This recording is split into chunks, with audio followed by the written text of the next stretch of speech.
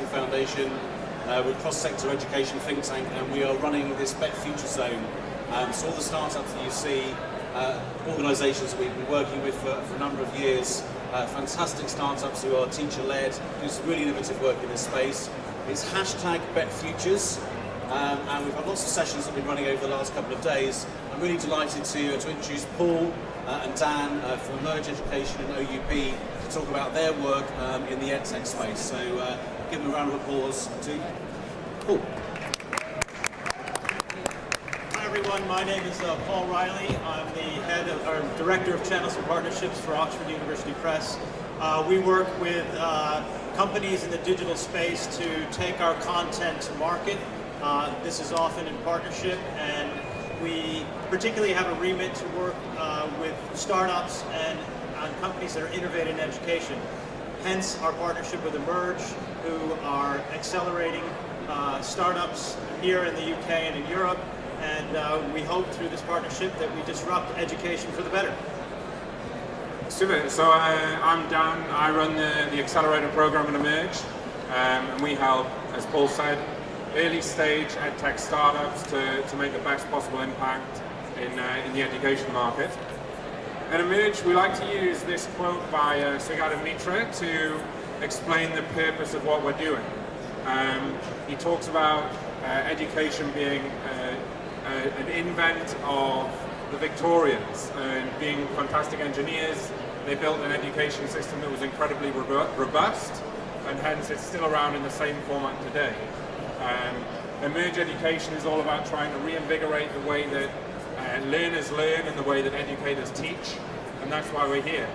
You might be wondering why Emerge Education is sort of a very, very young and energetic startup that's looking to totally disrupt education is working with Oxford University Press, which is a 500-year-old behemoth that's been sort of working in the education space for that long. And Paul has some anecdotal reasons as to why. I do take some problem with that, just because we were at the forefront of the last disruptive technology in education, which was the book. And the book lasted for about 500 years, and it's proven to be a very durable medium and a very useful way to disseminate knowledge. But moving forward, we realized that the book is not what young people today are using, and so we need to innovate and work on new ways to deliver our content, to engage students, and to achieve better educational outcomes. So we truly believe that disruptive technology has the ability to change education for the better and to really improve outcomes there. And the reason why is we'll speak to some of the most important reasons we think. The first is in capacity building. We think that there's incredible strain on the education system at the moment by its capacity in terms of the amount of learning that we can provide to learners by the traditional methodology. We think that technology, and EdTech in particular, and innovative ways of providing EdTech can really alleviate some of that strain and provide greater capacity to doing that. It can make learning more efficient, it can make learning more engaging in that sense. We also think that adaptive learning has a place. We don't think that in the world of today, with the technology that we have, that a class of 30 should all be learning at exactly the same pace. We agree that and understand that in fact learners learn at different levels and at different rates, and technology has the power to adapt to those learners. And so we should be able to provide content that is applicable and easy to understand at the stage where it is for those learners that are taking it. Our role, we believe our role as educators, and the goal of educators should be to maximize the meaningful contact with your subject matter, whatever that may be. Technology is all around us. It's with our students, it's with ourselves, and if we don't incorporate that into our learning programs, then we're not being efficient or effective at motivating students. We need to look at those activities that are better done in the classroom and those activities that are better done outside of the classroom, and look at ways to deliver those efficiently so that we're increasing the time that students spend with their subject matter and therefore making learning more efficient? So we see startups all the time come to us, and they tend to have very similar challenges at the very start. One of the big challenges is in reach, and we were actually invited along to a roundtable discussion at number 10 Downing Street yesterday to talk about some of the problems that EdTech startups face. And one of the big problems that's across the board is that there's such long procurement cycles in terms of traditional selling to get product into schools, good product into schools. And so in terms of that reach, being able to start a product, build a product, and get it into 10 schools or 100 schools is actually quite easy. But being able to scale up past that point is increasingly hard. And so reach is one of the problems that all of the startups that come to us trying to get a foothold in EdTech and education seem to have. The next one would be in resource requirement. And this is a problem that's faced across the board within startups. You know, startups don't have a huge amount of resource other than their own energy and sweat, but they need to try and put that resource to best use. And that might also be funding. They might not also have the funding. EdTech as a space for investors is an exciting space to get, but it's also one that there's a little bit of hesitation at the moment, which we're changing, and which is changing rapidly. But it's still that pain point for startups, and one that we seek to try and alleviate that. So Oxford University Press is a department of the University of Oxford, and we further the university's mission of education, research, and scholarship through our publishing worldwide. We are one of the oldest university presses in the world. We published our first book in 1478, which is about 20 years after Caxton brought the removable press to England. So when I said we were at the forefront of the last disruptive technology, that isn't a lie. We are also the largest university press in the world, with 7,000 employees and offices in more than 50 countries and a presence in more than 100. So when Dan talks about reach, we have global reach that we can offer to startups. We also have one of the largest libraries and of educational resources. We publish over 6,000 titles a year. So when Dan says startups lack resources, we have lots of resources that we can use to help product test and also to launch platforms and products that, again, will disrupt technology for the better, education for the better. So we work in a number of ways with startups and with technology companies. On one end, we license content to people. They take that content, sell it under their own brand, and it's with content from Oxford. At the other end of the spectrum, we will create products, typically in a standard format, such as EPUB or HTML or an application, and we will distribute through our channels in some of the major distribution modes. And then we work in a number of partnership areas in between on that spectrum, and this is typically where the partner has a technology or a platform or a channel to market that requires content but in a specialized format. And so we will work with that partner together to take our content and their secret sauce, whatever that is, whether it's technology, reach to market, and we put those two things together to deliver an exceptional educational outcome. Our partnerships tend to be in roughly 4 different areas. Service partnership, where maybe you have a service such as a teaching service and you need content. Just straight distribution, where it's our product and we're distributing it via various platforms. Again, licensing. And a new area where we're putting a lot of attention is content syndication, which is using APIs to serve up our content on other people's platforms and being able to link in resources so that where our content gets more use and better reach. Very brief case study maybe around how a relationship might start. Typically we would do something quite small as a proof of concept and then build that out. A few years ago, Samsung was launching the Learning Hub, and we were working with them to get some content onto the Learning Hub, and we met one of their partners who had a development platform. They were taking our content to deliver it to Samsung.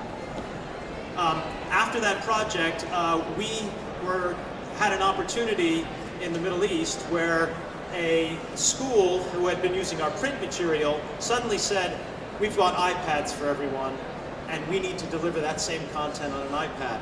So we worked with that partner we had met that had done the development for Samsung to create our own e-reader. The school also said they wanted some assessment tools, so we took some of our other assessment products that we deliver online and we put those together to deliver a new product in very short time to win a large adoption at colleges and universities in the UAE. It's just an example of how it might work, but typically there's a small proof of concept that if it's successful, it will build out and then attract larger opportunities. And so it's that sort of thing which is the reason behind Emerge's partnership with OUP, building out those similar tools. So what we do at Emerge is we want to build a world-class funnel for EdTech startups to be able to make the best fighting chance at really making success and improving outcomes out there. The way that we do that is through a number of areas. We first have a community and space. So we cooperate EdSpace with Florida Education School 21, and that's a co-working space for EdTech startups up in Camden, and we're about to move more central with a much larger space come May. We also have an accelerator, which is Emerge Education, the accelerator. It's a 3-month program that provides both seed funding and also access to a huge amount of distribution channels, educational partners, and also the resources and mentors that we have as part of the program. I'm currently in the process of building a fund and a syndicate program to be able to make investments in EdTech startups that have grown past the stage of the accelerator, which is exciting. And through that, we really do identify the best in breed. And it's really nice to see a number of the startups that we've had through the program here today. So we've got Primo, Doodlemat, we've got Biblio, all here, and they're all part of the program. And I'd love you to go and see what's happening there. OUP also worked with us to sponsor the EdSpace, and so that's another way that we've built an arrangement there. In terms of the organisation, 16 months in, we've had 24 ventures that have been supported by Emerge, which is a good number. 16 months in, 94% of them are operational. So you know, we're not going to try and make sure that every single one of the startups is still going, but we're there to make sure that the best startups do make it through and provide the best support to them. 41% have been funded, and that looks like 3.4 million in follow-on funding that is an aggregated figure from the startups that we're looking after. And the reason why we're working with OUP is to get access to some of the best resources that we can find. So the brilliant network that they said they've got 4,500 staff all around the world. They also have access to schools all around the world and have an incredible knowledge of the education systems that are operating. They also have some of the world's best content, whether it be from academic research to the Oxford English Dictionary, or through to some of their other content in terms of learning, and also have experience in the market. They've been around for 500 years. They are one of the biggest players, a brilliant brand within education, within content publishing, and so provide a great wealth of experience to our teams going through the startups. So yeah, what are we looking for? I think as OUP, we're looking for companies that are willing to work with us to create a partnership, a product, a service that has real educational meaning. We are looking for companies that have a realistic understanding of what that entails and are willing to invest. It's not about, oh, OUP, you've got a great brand, you've got this market reach, so please use our stuff and use our platform and sell it for us. What we're looking for is someone who's going to meet us halfway, who's going to invest their own time, not necessarily money, but maybe sweat equity in creating a proof of concept or a product, and then we can add our expertise, our scale, our reach to help deliver that product. And I think finally I would say when working with a larger company or companies in general, I think as small companies, you have to be realistic about what to expect. You know, we can't turn on a dime and do something in one day because, you know, you guys stay up all night and are willing to code. We can move fairly quickly, and we have processes in place to make quick decisions, but come in understanding the realities of working with a big company. There's a lot of benefits, but you also have to understand that it's not a startup anymore, and there are a lot of rules and processes that need to be followed that are a little more time consuming than maybe you're used to. And for the startups that are out there, or for the educators that are out there that are thinking about your own businesses, some of the things that we think are the most important to bring to either a partnership or to us in applying for the accelerator program, you need to have an element of credibility to what you're doing. That might look like awards, it might look like having key people on your advisory boards, it might also look like the investors that you've already got on board. But you should also look to have a decent amount of market knowledge, and it's a surefire way to get a sort of a discerning look and a welcome to leave if you don't really understand the market that you're operating in as a startup. And it's something that we actually see too much for it to be funny, that startups don't actually really have a key understanding of the market that they're operating in. Also build something that's scalable. And this is not something that will provide you with a great reception from just us, but also investors. All investors are looking for something that's scalable. And so if you don't have a model that can see some sort of exponential return in terms of growth, then you're not really capitalizing on the major asset that technology has to offer. And so you're not going to be seen as a major competitor to the next. And finally, and this is something that Emerge is really key on, which is keeping a teacher-led focus and keeping pedagogy at the core of whatever you're trying to build. So if you have a background in education, you'll be able to rely on some element of that experience to shine through. But if you don't, you need to show considerable testing and considerable research to make sure that it is actually something that will improve outcomes within education. So that's the gist of what we came here to tell you. Paul and OUP are looking for really innovative edtech companies to partner with. We are looking for really innovative edtech companies to join us in our mission. We're also always looking for educators that are on the threshold of innovation within education, so please come and speak to us if you want to help out there.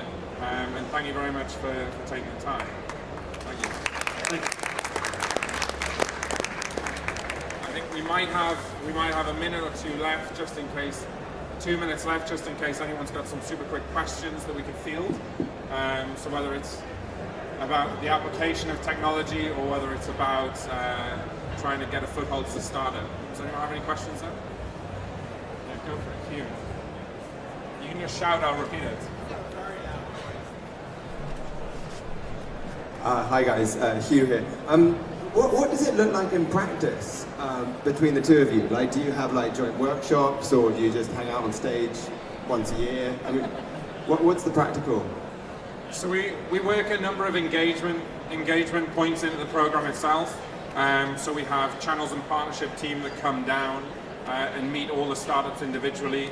We also relay what the startups are doing to the rest of OUP and help that. And then I imagine there's some stuff on your side in terms of... Yeah, I mean, we're always looking for the next big thing. I mean, for those of you who want, you know, whoever's got the next book, who's ever got the next book, please let us know. If you can make something durable and stable and long-lasting that people will invest in and create libraries and spend millions and billions of dollars in, that's what we want. So we're quite happy to do proof of concepts, give data samples, try things out amongst our network. But you know, at the end of the day, we're really looking for the same thing you are, which is more effective educational outcomes, better learning, and success, both in the classroom, but also in, I guess, the business world, or in, you know, financial success. I mean, we really do have a close relationship. The CEO of Emerge, Jan Maten, is actually currently out in India pitching to the C-suite of OUP, so that there really is a great level of penetration within the organization. and things get shared. Maybe one last question, super quick. Yeah, super quick if someone's going. We're about to get booted off. Okay, cool. Thank you very much for your time.